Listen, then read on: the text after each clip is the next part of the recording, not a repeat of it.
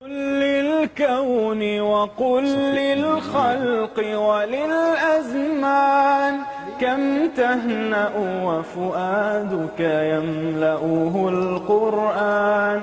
قل لهموم الناس وأسئلة الحيران كم فيك سرورا وسلاما واطمئنان.